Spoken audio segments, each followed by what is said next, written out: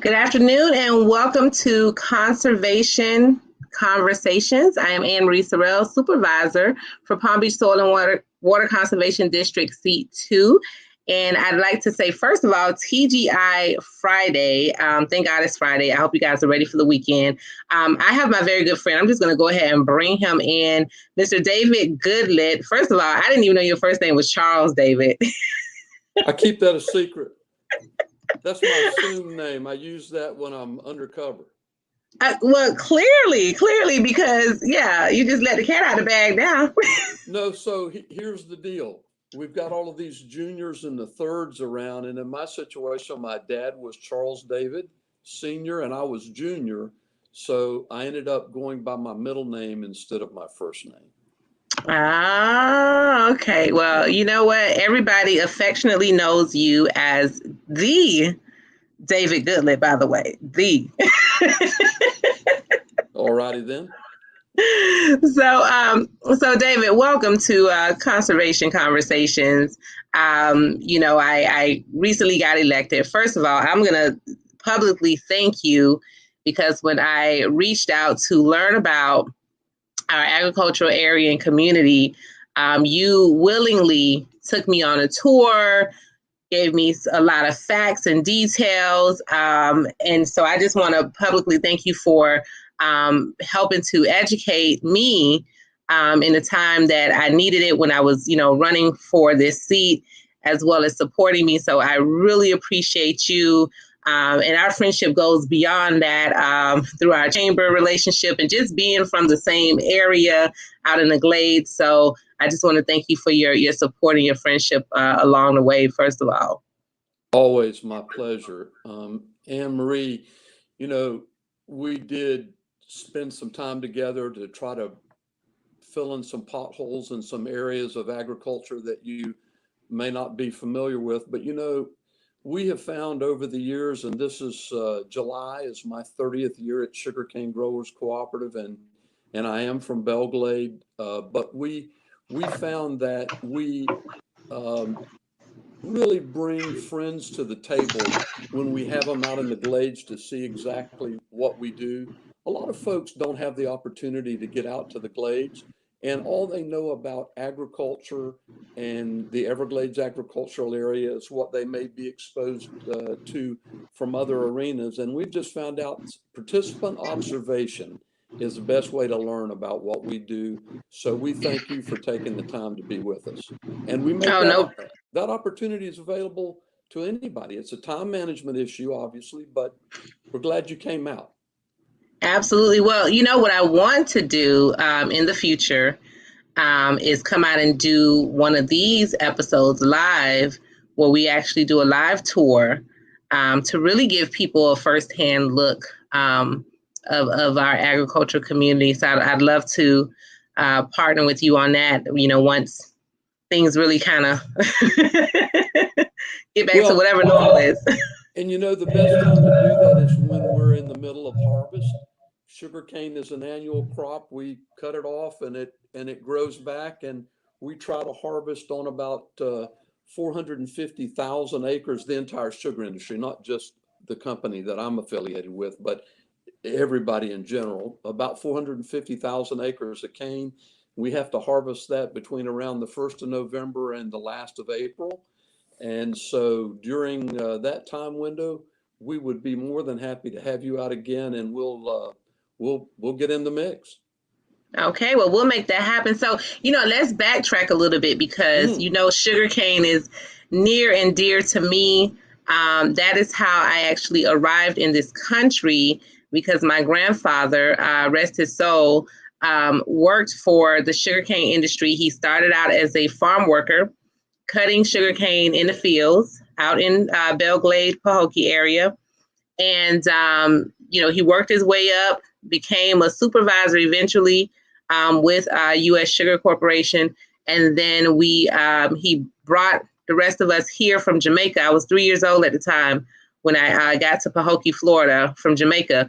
And so, part of me running for this seat was definitely a tribute to him and all of the other farm workers from the Caribbean, from other states, but particularly from the Caribbean, who came up for years and years. So I want to, number one, just kind of do that tribute on this show, because you showed me a picture of just a remarkable picture of the farm workers cutting the sugar cane. And I still have a copy of that. So I want to kind of just, you've been with Sugarcane Growers Co-op for 30, you said coming up on 30 years. So give us some background of your background, David, what you do at the co-op. Let's talk about what is the co-op and how it came about and why it's important.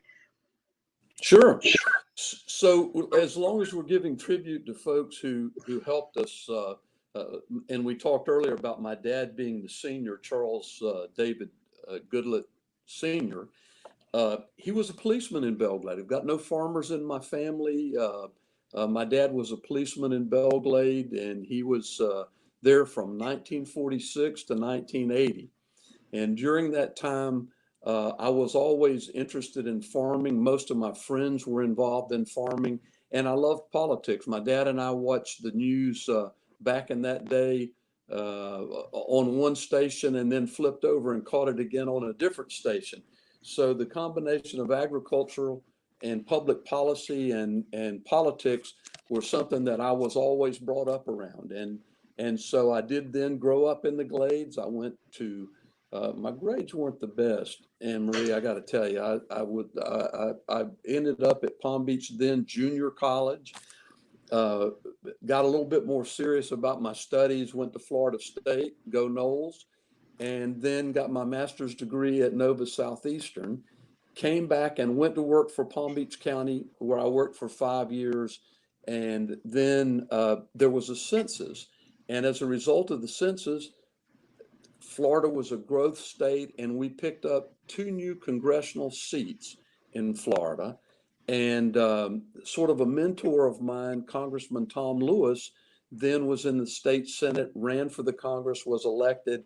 And I was fortunate enough to serve 5 years on his staff, and then came to work for the sugar industry. So that's sort of my background and history here.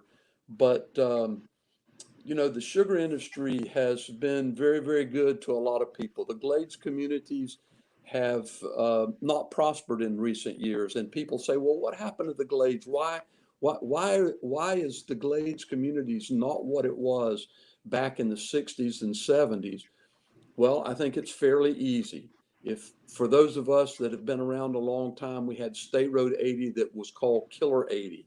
And it was a 2-lane road that aligned a canal, and it was very dangerous going back and forth to West Palm Beach, which is the closest urban area. And then at the same time, there was growth in the eastern community that was going west. And now today, we can live in the Wellington Royal Palm Beach area, and we can drive there on, I still call it the new alignment of State Road 80, and we can be there in 30 minutes. And so it was a natural transition for so many people to move,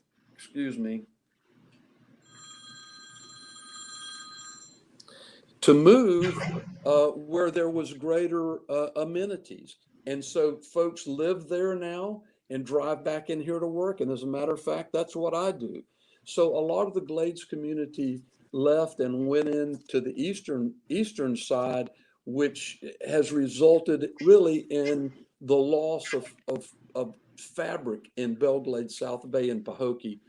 But that makes the sugar industry all that much more important. We're the primary non-governmental public employer in the county, or in Western Palm Beach County.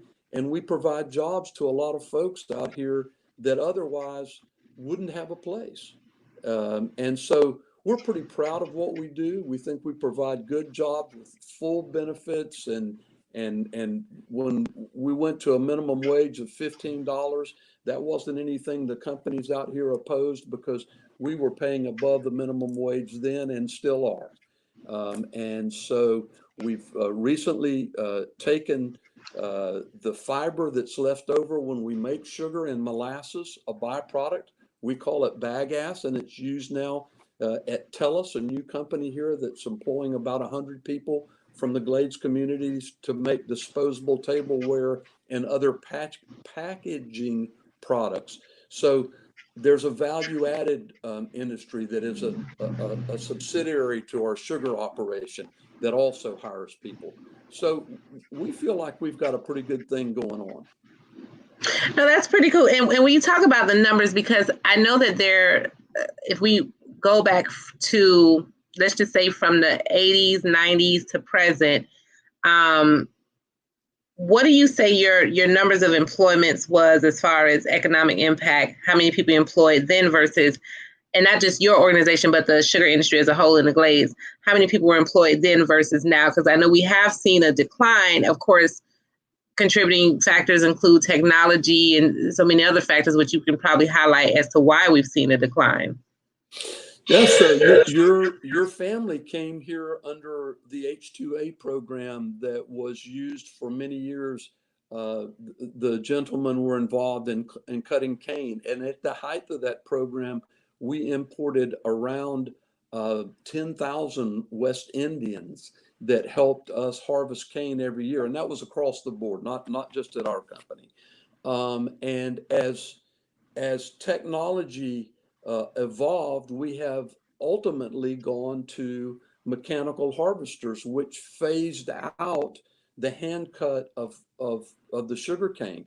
The hand cut product was a much better product. Frankly, from my standpoint, I wish we still cut cane by hand, but there was a lot of detractors about the program. Are we treating workers fairly? And there was litigation and other things. The sugar industry has in large part been a poster child of litigation from folks in the eastern communities that has changed the way we've had to do business. And when those economic lines cross, it takes us in a different direction. So now we are totally 100% mechanically harvested. So if we take those employees out that once came here under the H-2A program and talk about the number of employees today, it's been fairly static because the ones that were lost, we've added in other areas with technologies and drones and other things. So at the cooperative here, we have about 400 employees just at our company. And unfortunately, I can't give you the number for the industry, but our company farms on about 70,000 acres this year, up probably 75, 78,000. And the other two companies, U.S. Sugar and Florida Crystals, are about twice the size of ours. So if you just wanted to do some math in a hurry, you could probably say 1,000, 2,500 full-time equivalents in the sugar industry. Mm-hmm. Now, tell me a little bit about the co-op itself. Yep. I think people, when, most people, when they think sugar cane, they're only thinking of Florida Crystals and sugar cane. U.S. Sugar. U.S. Sugar, sorry. So tell us about Sugarcane Growers Co-op and how you all formed and, kind of the difference between your larger corporate companies versus the co-op. So we are a corporation, and we're a cooperative, and our members own our company and all of the assets and infrastructure. There was a time in the Glades where it was very difficult to find grinding capacity if you were a farmer, or said a little bit differently, you could be a farmer that grew corn but wanted to go into sugarcane. But if you couldn't find a mill that would accept your cane, then you weren't able to be a sugarcane farmer. So back in the very early 60s, really an institution of this community, a guy named George Wedgeworth, his family still has Wedgeworth Farms. The CEO of that company now is Dennis, the son of George Wedgeworth. But George decided to build a mill here when the Batista government was overthrown by Castro. A lot of folks that had knowledge of the sugar industry and really infused in South Florida a lot of really expertise that we had not had, even though there was sugar being grown here. those folks that came during that period really gave way to the birth of Florida's industry. And so we evolved. We now have 44 grower members that range in size from Glade Central High School's Future Farmers of America, who have about 100 acres that they have a local farmer that helps them grow on, to the largest of our group would be like a King Ranch out of Texas, who has several thousand acres. So 44 grower members farming on about this year about 80,000 acres. Wow, that's a lot. That's a lot. That much. Yeah, wow. And then that is very interesting. Is there like a cutoff, or I don't even know if there's any new farmland available out there, but if it was, if another entity wanted to join the co-op, could they still do that? So the answer is yes. Yes. We have lost in the last 30 years about 100,000 acres to environmental restoration. A sugar company has been bought out. There used to be a company here called Talisman. They sold all of their assets to the state 20 years ago. But in addition to those acreage, there's been other lost. The industry seems to be spreading now up around the east and the west side of Lake Okeechobee. So yes, if there are those folks out there that want to become farmers, we would be glad to consider them. We are always looking for additional acreage and tonnage to bring to our mill. The sugar mill doesn't make a lot of money off of every pound of sugar. It's like widgets, but the more units of cane that we can put through our sugar mill during a harvest season, the more efficient and economically we can do that. So we are always hoping to have more cane. So for all of those young folks out there that want to be a farmer, come on down. We'll try to help you figure it out. But in the Everglades agricultural area, which was an area defined by Congress back in the 40s, not much land in what we call the EAA that's available now. Farmers are going to have to cut their teeth on the land that's east and west of Lake Okeechobee, either in western Martin, St. Lucie, or up around into Henry, Glades, Okeechobee counties. And we do have some cane in all of those counties. Awesome. Now, but your farm members are not, do they grow other crops other than sugarcane in the off season? Well, perfect question. So if folks would just think about the sugar industry, sugarcane is a grass. We take the stalk, lay it lengthwise in a furrow, cover it over with soil, and it grows. And when you plant cane, it's good for about 4 years.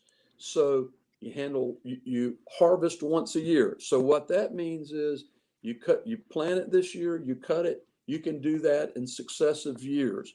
But at about the fourth or fifth year, the cane stool or the root system has been so damaged by the mechanical harvester, which goes through the ground and cuts the cane off at the ground level, that the tons per acre, the TPA, begins to fall, and it must remain above a certain threshold to make it economic to even go in and harvest the cane. So in about 4 years, we must plow up and replant.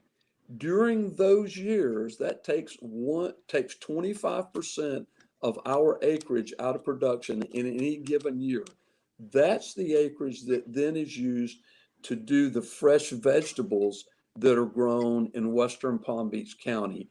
Lettuce, snap beans, corn, all very famous, that supplies those items to the eastern seaboard in the winter months. Wow, that's astonishing. So I think when I looked up some of the stats, the agricultural industry, and I believe in Palm Beach County, is about $1 billion industry. Is I that think correct? that's right. Yeah. Okay. Yes. And a lot of people really don't understand that that's a huge economic driver of our county. So Palm Beach County has always, Ann Marie, been very fortunate. We have tourism, we have construction and manufacturing, and we have agriculture. We like to say that we have a three-legged economic stool in Palm Beach County, and our economy is usually faring very well if tourism is down, if construction is down. Hopefully, agriculture is having a great year, and vice versa. And so Palm Beach County benefits from the ag industry in so many ways that really we're sort of out of sight, out of mind out here. But it's a very significant contributor to economic well-being in this area, in the state, and in the nation. We Let me ask you. supply 20% of all of the sugar consumed in this country. Think about that. Wow. And really 20%. 20% of all the sweetener. Wow. So, equity, diversity, inclusion is a huge topic right now. How do you see agriculture, or has agriculture been equitable, diverse, and inclusive? And if not, do you see there being a shift, or how does, especially our agricultural community here in Palm Beach County, both from not only from building a culture of equity, diversity, and inclusion, but also career opportunities, business and entrepreneurial opportunities. How do you see that? How has it been played its part, and then how do you see that evolving? So agriculture is no different than is other industries. I remember when it became about time for my dad to retire, he could recognize that that time was approaching because things in law enforcement were changing so much. It became harder for him to adapt. Well, Ann Marie, I can see I'm lined up on the runway for retirement. I don't know exactly when that'll be, but sometime in the next few years. And you say, well, what's that got to do with inclusion and diversity? What it has to do with is that so much technology has changed the way agriculture is done that now we're bringing so many folks in that, I mean, who would have thought of about Ann Marie Sorrell doing a podcast 15 years ago? So there's new ways for people to be involved, and agriculture has always been very accepting of folks from all walks of life. In fact, we were very dependent upon folks that really would have had a very difficult time, maybe in other arenas, finding employment. And let me tell you, one of the things that I'm most proud of here, and I'm going to get off of your question a little bit, but it's so important to me, Ann Marie. Every month we have a board of directors meeting here, and many of the employees at the Cooperative are just like David Goodlet. They've been here for years because this is the stability that people need in the Glades community where there's not a lot of employment opportunity. So when you're hired here, you stay here for a long time if you stay in the community, generally speaking. I love the stories of folks who come before our board to receive the service awards. And there's 5 or 6 every month, and we only do folks who are over 25 years. So those folks that come are senior employees, and they all tell about breaking the circle of poverty. And the way you break the circle of poverty is with jobs, Ann Marie. You know that. Jobs, jobs, jobs.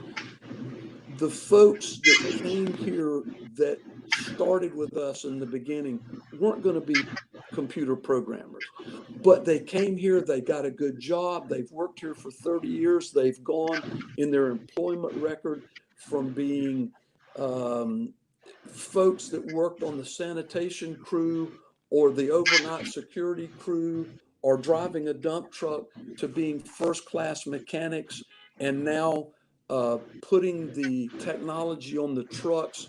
Our trucks have 11 cameras around them so they can be more safe when they traverse the roads in our communities and know what to do. But those folks will tell you that they've sent their family of 5 people to college. We broke the circle of poverty when we took that original individual, maybe male, maybe female, may be black, may be white, may be Hispanic. The Glades community has got a lot of folks of different colors, right? A lot of skin Mm-hmm. colors in the Glades. There's no distinction made. We have helped people move through that, and hopefully the future generations will be in a much better place. So I'm very proud of our company and the way that we've helped folks break that circle of poverty. And there's not as many jobs today on that bottom rung as there once was, because things are becoming more mechanized. But Yeah. the community has readied themselves for that through the state college and other things. So I don't know if I answered your question, but I'll tell you, we've made some significant difference in our community and the people who live here. Yeah, no. I mean, you answered a little bit, but I think that it goes to, like you just said, the state college. As a person who grew up in the Glades, I wish that I had that there was a required course, so to speak. Like, I know there was Future Farmers of America, but most students there was a lot of students who really didn't participate or know about it. So I wish that there had been a formal course for, kids growing up in the Glades, or formal teaching around agriculture, its importance. I mean, I think that's a STEM program.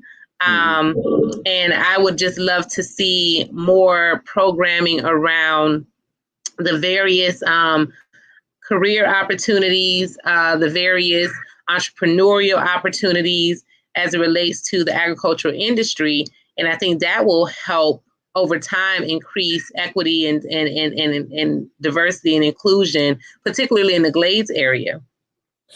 Well, Ann Marie, we need folks every day here at this company that can weld, that can be our electrical folks, not just electrical engineers, but I'm talking about the folks that can help us keep the lights running here. And you can say carpentry, plumbing, electrical, welding, machinist. All of those jobs pay significantly, and it's a way out. It's a way. Everybody can't be the famous football player from the Glades. Right.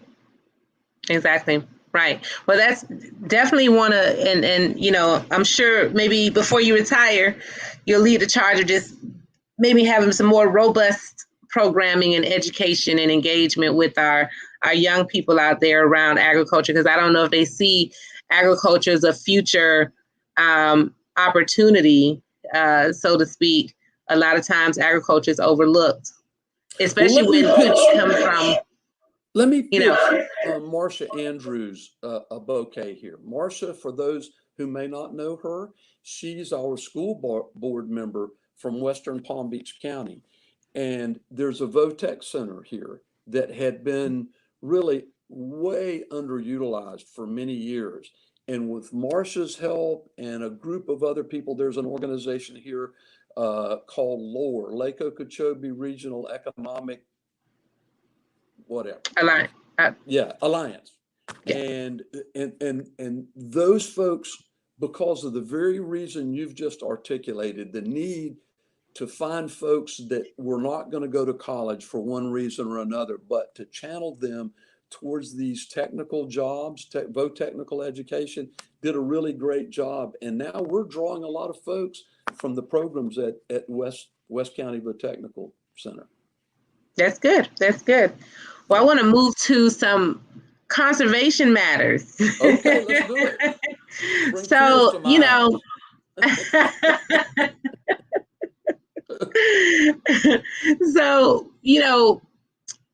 this conversation, we talk about a whole lot of different things, but of course, we definitely want to get into the conservation matters. And, the sugarcane industry, as well as the overall agriculture industry, definitely takes a hit. And, as I stated to you, I try to be fair and balanced and hear both sides of the story, both from our environmental groups as well as our commerce companies. So when we talk about, of course, everything from blue-green algae, where it's like, okay, the soil is causing the blue-green algae, and from the runoffs from the farmland, it's the burns are causing health issues and respiratory issues in residents, which are, all kind of environmental justice issues as well. So, can you speak to what are your practices when it comes to water conservation, protecting the soil,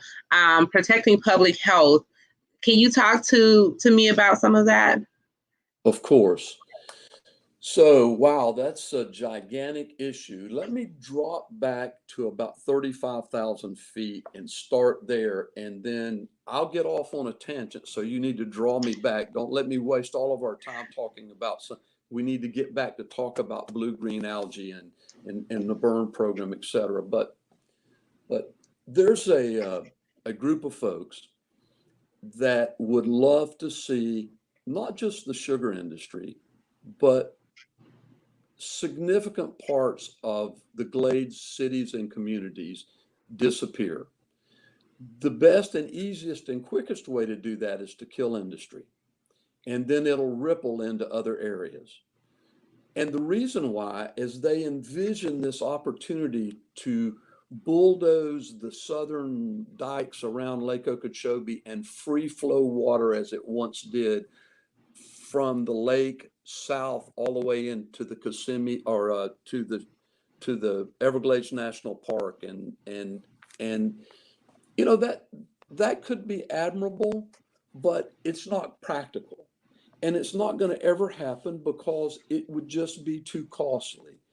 But there are a group of extremists who continually, I call them arsonists. They set a fire in one area, and we try to answer that question and resolve the issues that have been brought forth by our detractors.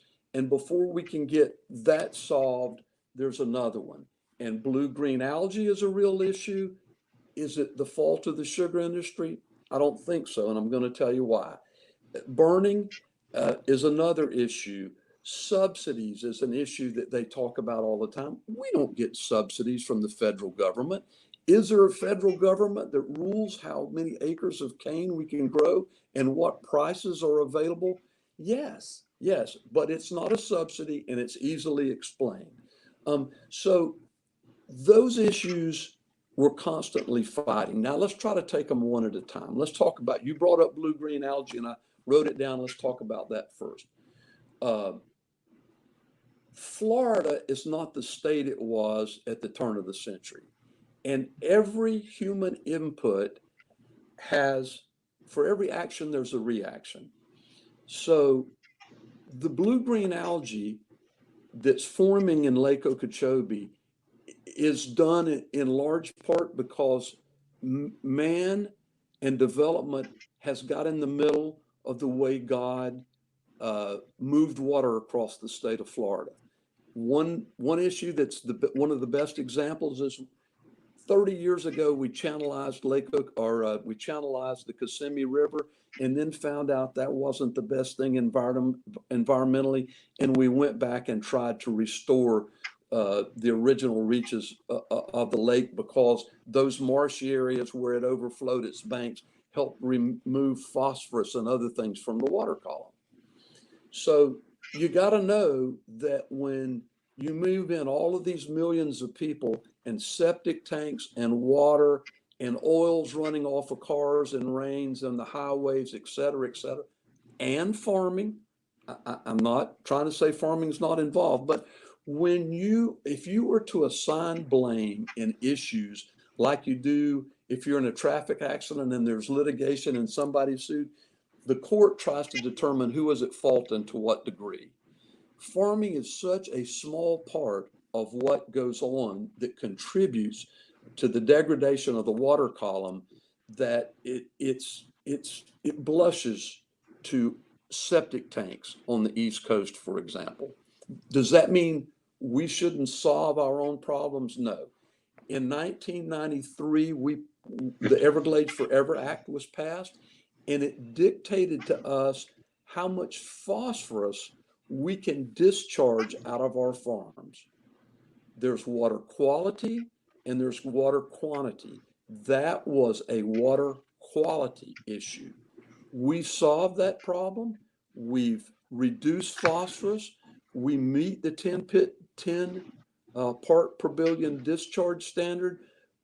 Don't take my word. Talk to the South Florida Water Management District and the Soil and Water Conservation District about whether the EAA is meeting the discharge standard. And by the way, we're having to treat all of the water that comes from the Kissimmee River Valley down through the Kissimmee River into Lake Okeechobee, into the EAA. And before we release it, we've got to clean all of that up, and we're doing it.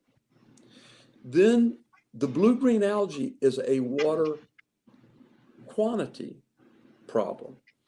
And that's where water bodies don't have the amount of water that they once had, or they're up and down, and the nutrients that are in it. So if you're in Lake Okeechobee, where we're now having blue-green algae, or you're in the reaches of the St. Lucie or the Caloosahatchee River, those areas are all north of the sugar industry, north. And water doesn't flow north, it flows south. So don't blame us for what's happening up in those areas. Now, folks have started saying recently, okay, so it's not your fault, the blue-green algae, but we want to send the water south. Why should they flood my sugarcane fields, or the sugarcane fields that are in the Everglades agricultural area, take my land from me, tax me to death, take my land and flood it with water that's coming from the north that we had no hand in degrading? That just patently upon its face isn't fair. And a lot of the water, significant amount of water that caused the algae in the Caloosahatchee was rainfall that fell in that year between Lake Okeechobee and the ocean in their own basin. Their own basin has more per capita septic tanks than most anywhere in our region. Until we solve septic tank problems, we're not going to completely solve the algae problems. They're contributors. So I touched a little bit on blue-green algae. Let's go to, unless you've got a question, I'll go to burns. Yeah, I do. Before we get to burns, so two things that I know happened. The reservoir that's being built by the Army Corps and the South Florida Water Management District. Want to get your thoughts on that. Mm-hmm. And then I also want to get your thoughts on the lake level issue where Congressman Mass had been pushing to keep the levels at a certain height, which could be prove, not so good if we ever have a drought. I just want to kind of get your thoughts on those two issues, because I think they have, if I'm not mistaken, become a result of the whole blue-green algae conversation and sending water south. And okay, so let me take the second first, and that's the lake level. And there's an acronym called LOSM, which the Corps of Engineers will release a new lake stage level in the next year or so. And they've been studying the issue from all accounts for a number of years. And they do this lake staging period, like once every 10 years. So we're at a point where the Corps of Engineers, if not stopped by Congress or someone else, will establish a target lake level. If you hold it too low, you impact farmers who need water for their crops, and you impact cities who need water for their citizens negatively. The positive impact is you can hold water low, but if we have unusual rain events, it's a reservoir that can take the water, and you don't have to discharge it to the Caloosahatchee or the St. Lucie, or send it south for that matter. So, no answer is perfect.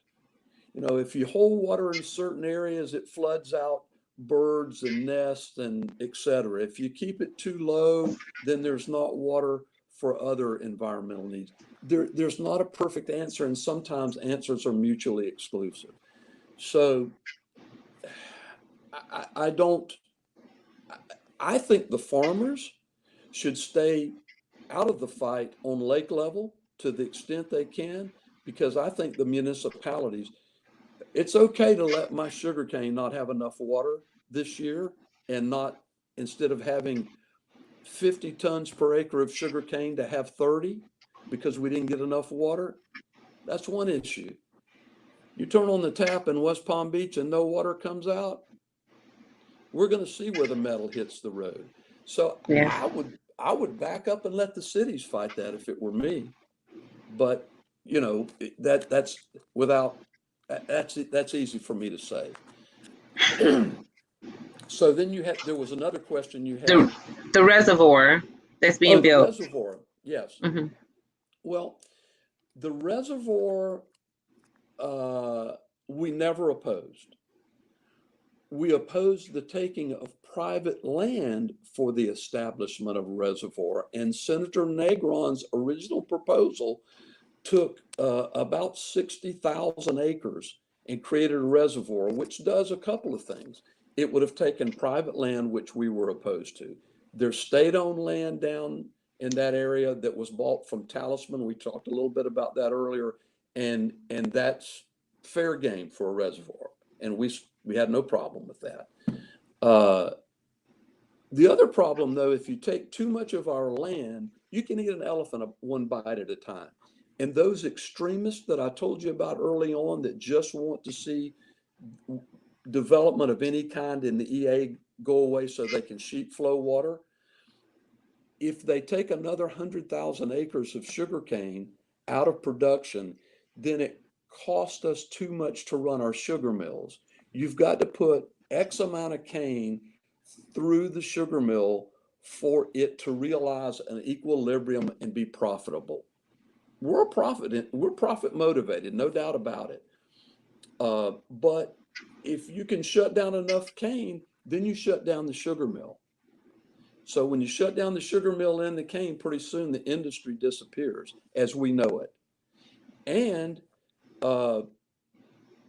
fresh vegetables, the snap peas, the corn, the things we talked about earlier, because they're fresh, you cannot oversupply that market, or you break the price. And the market cannot absorb many more vegetables than we grow right now. So if you get rid of cane, you're not going to corn, and you're not going to green beans.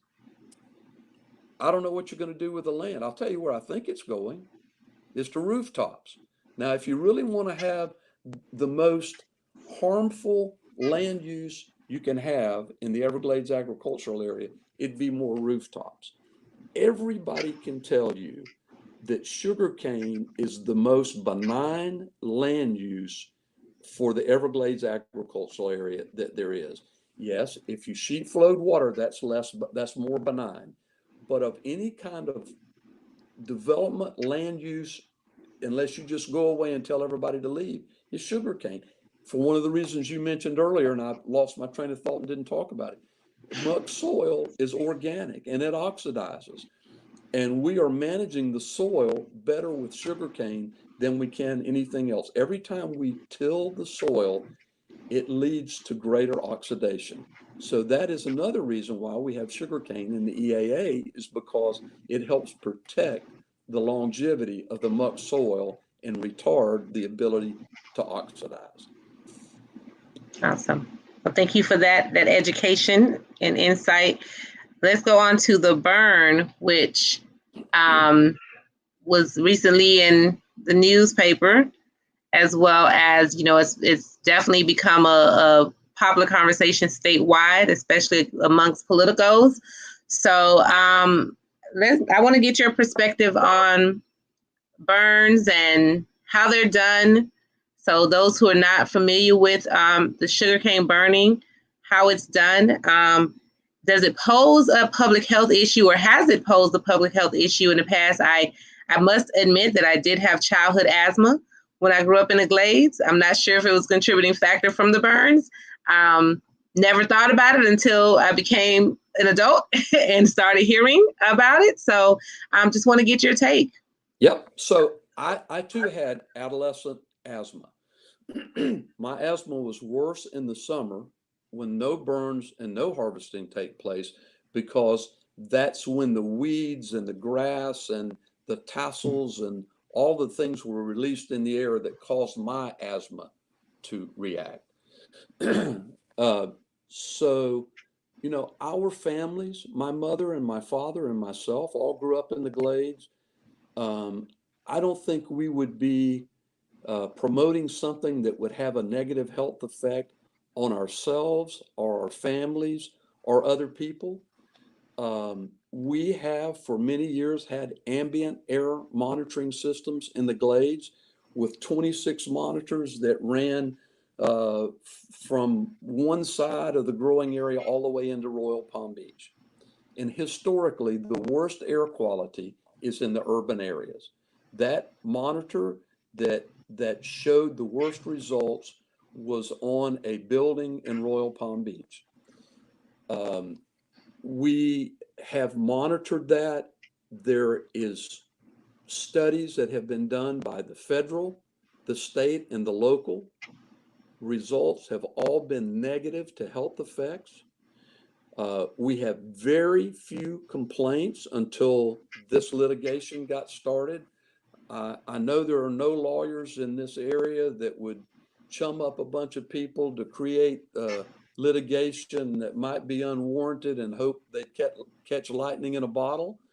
But and by the way, the media made a big deal out of two items that were not dismissed in the lawsuit. The vast majority of the original lawsuit has been dismissed.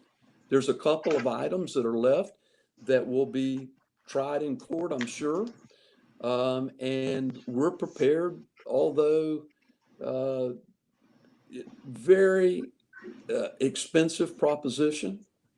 But back to the health effects, we don't believe it is that there are health effects. For every burn that occurs, and we do 30 or 40 a day, we must apply to the State Department of Agriculture for a burn permit that considers location of the burn, velocity of the wind, the weather for that day, and there's a whole group of criteria that must be considered before they stamp that permit and give it to you and let you burn the field. Every burn is approximately 40 acres.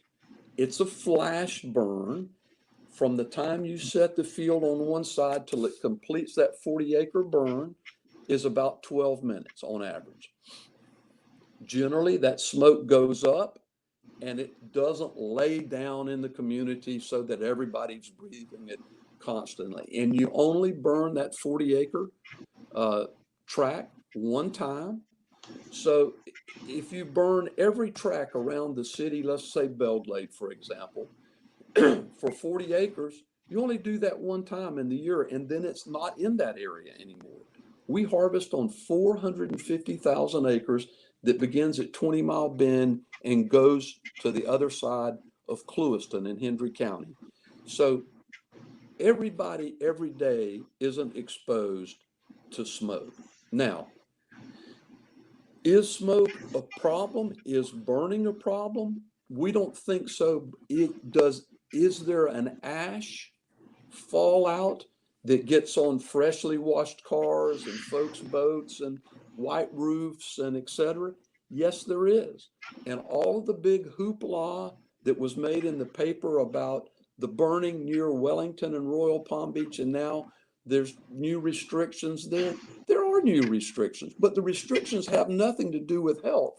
They have to do with aesthetics.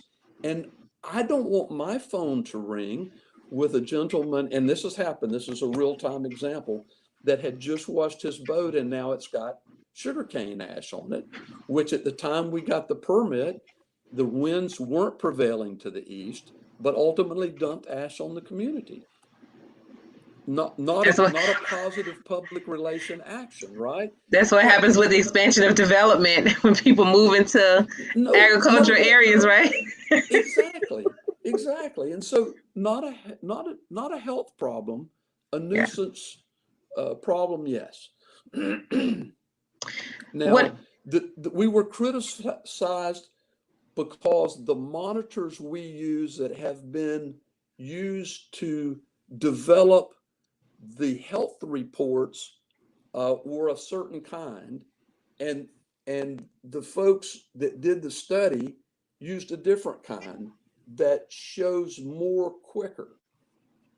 Listen, I'm not an expert on ambient air monitors, but I can tell you if the federal government uses a monitor and the state government uses the same monitor and Palm Beach County uses the same monitor, if we're going to monitor air quality and provide it to the regulatory agencies, we've got to use the monitor they use, or you're comparing apples to oranges. So the monitors that were used by the papers, the Palm Beach Post and the other paper, are a totally different monitor. So I don't know who's right and who's wrong, but we shouldn't be penalized or criticized for using the monitors to do our monitoring that is used by the regulatory agencies. How else are you going to supply data to a group of folks to make a decision about whether there's a health problem or not? Right. With that, on a health problem, I want to just briefly, if you can tell me your thoughts, and I know it went in favor of industry, but the immunity bill that was in the legislation this past session, what are your thoughts on that? And, I know that there was different sides of information, so I definitely want to, of course, get your side from the industry standpoint. So my job for 30 years has to be my mother never liked me using this term, but be the lobbyist for the sugar industry. And so that was my initial beat. When I came with the company, my job was to communicate with the legislature. I didn't call on one member of the legislature this year or last year or any other year regarding the right to farm bill. And that's what we affectionately call the legislation that you're talking about, because it wasn't of significance to us. What happened that prompted that there was an area in the Florida Farm Bureau had an issue. I think it was in Alachua County, where a farming practice was adjacent to a newly built condominium or housing area, a planned unit development, and the noise of the pumps were disconcerting to the people that moved in. And we believe that if we were there first and we've been farming and our practices have been X, Y, and Z for how many ever years, if you move in and you see that pump, just like you see an airplane by an airport, you can't complain once there about something that was there at the time you moved there.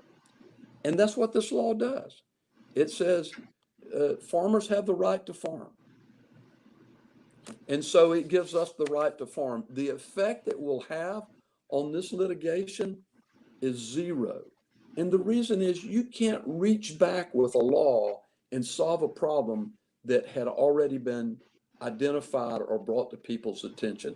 So there's no impact of the right to farm bill on this litigation. Solve not one issue in that litigation.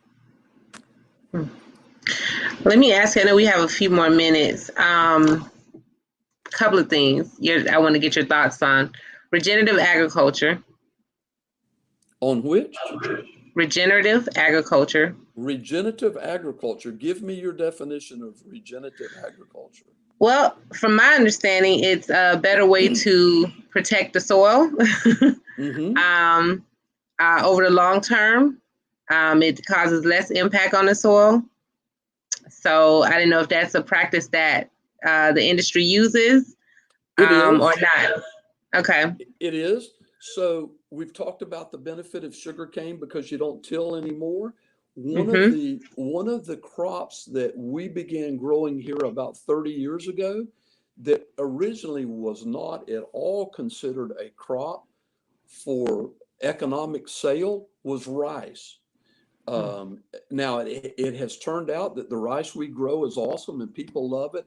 And there's a market down in Dade County that really wants it. And so it has been an economic incentive. But the reason why we started growing rice is because we put a little dike around the field and we would flood the field prior to planting.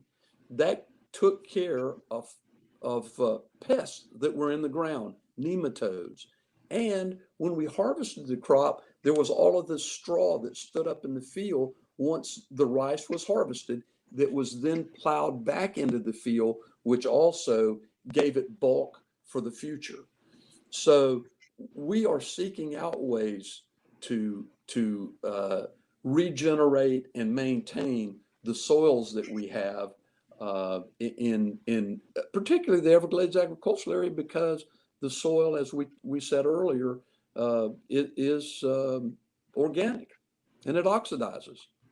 Well, we know the sign in Belgrade, the soil, her soil is her fortune. That's right. Which that's proven. Now, of course, I must ask the question because I'm in the industry of cannabis, and that is a super hot topic. And I just wanted to get your thoughts on if there are any current farms of hemp or medical cannabis, or if there's consideration or talks about hemp and medical cannabis farming, of course, until we legalize adult use in the EAA. Well, first of all, I just want to very clearly state that I never inhaled.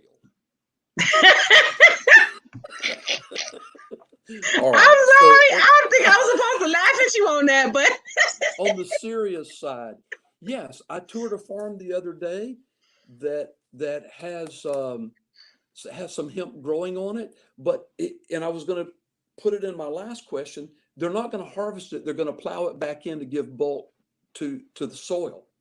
In every corner, people are talking about what will happen just as sure as you and I are on this call, marijuana is going to be legal in this country sometime in the next 10 years. And so absolutely, what's happening? Who's going to grow it? How are they going to grow it? Can it be grown in the glades? Does it have to be done in a shade house? All of that is being talked about. Now, the problem, as I see it in Florida, with the law that gave some people the right to grow, whoever the right was given to must be the same group that follows it all the way to sale, right? So that doesn't give another person an opportunity to figure out. So those licenses were very politically awarded. Yes. People have made millions of dollars off of them. So that's not the right way to approach how we're going to be involved in cannabis going forward.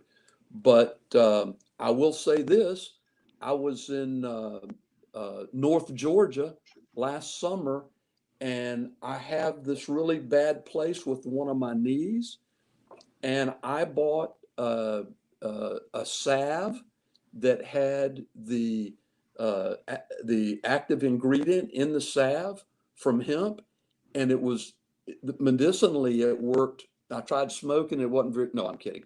No, you can't smoke the salve. Please don't smoke the salve.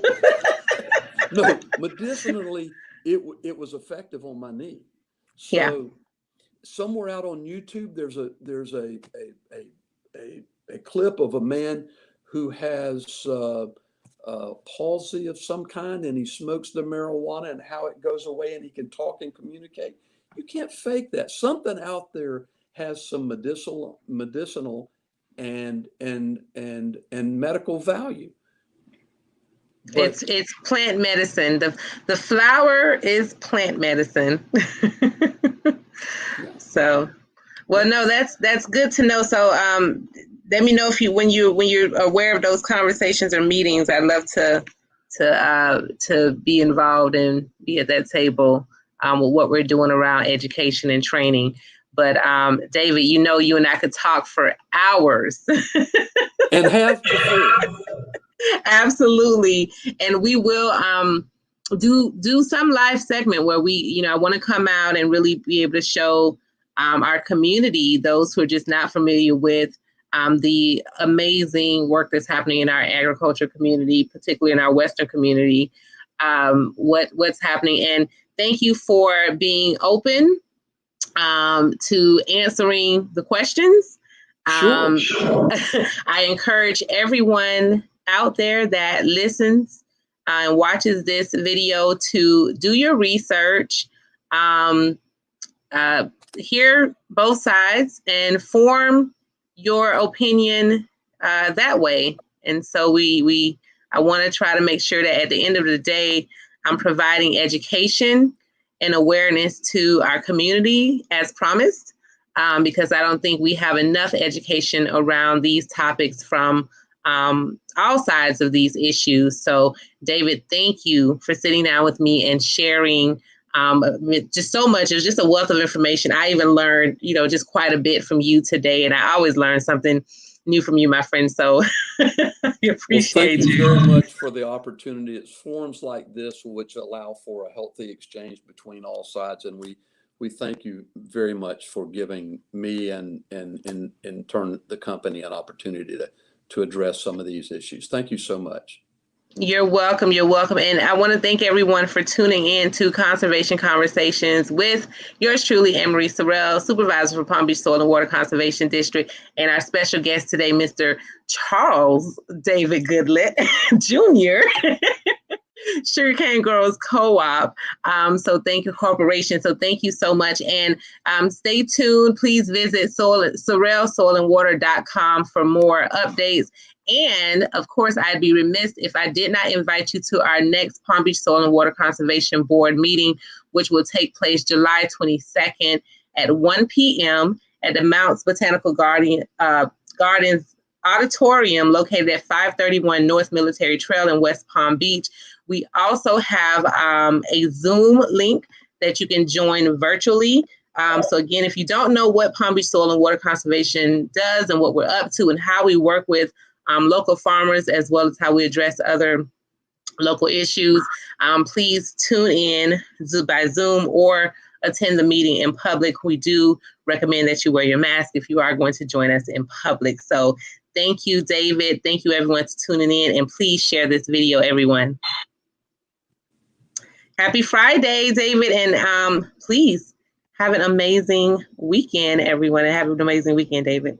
Thank you. And I forgot to tell you how great that color looks on you. I know, we're twinning. Hey, looks good on you too. Bye. Thank you so much.